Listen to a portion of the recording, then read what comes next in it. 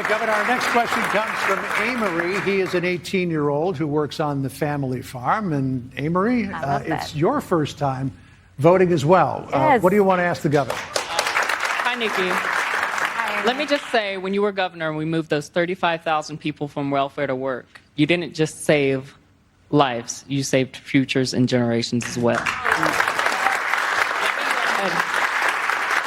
In many Democrat cities across the country, you can pretty much get away with stealing anything you want out of the store without any repercussions. How can you, as governor, ensure that small businesses have a right to protect their property? It's really important that we watch out for small businesses. I grew up in a small business. They're the ultimate survivors. They have to be flexible. They have to deal with whatever the situation is. I started doing the books for the family business when I was 13.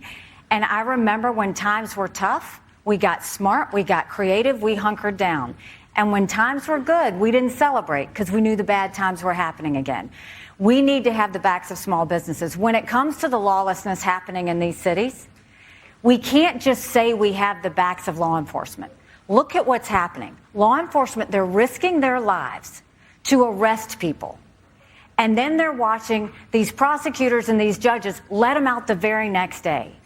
The first thing we need to do is we need our judges to prosecute according to the law. We need our prosecutors to do their jobs. And we need to end sanctuary cities so we don't have any more illegal activity. When we start to do that, that's how we'll make sure small businesses feel safe again. And then we'll get some regulations out of the way, too, to help them out.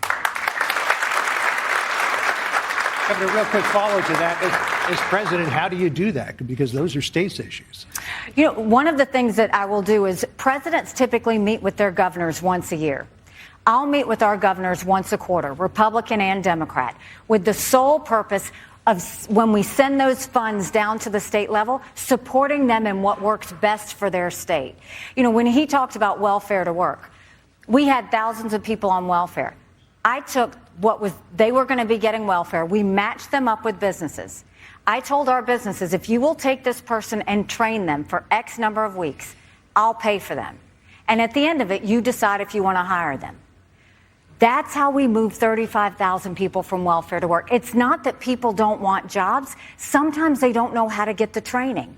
We did the harder work. These were generational cycles of they had always been on welfare. And we had family celebrations so the kids could see that their parents now had a great job. But it also showed the parents that they could be productive again.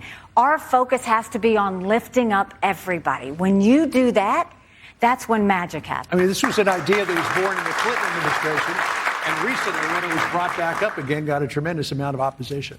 Now to Noah, Vice President.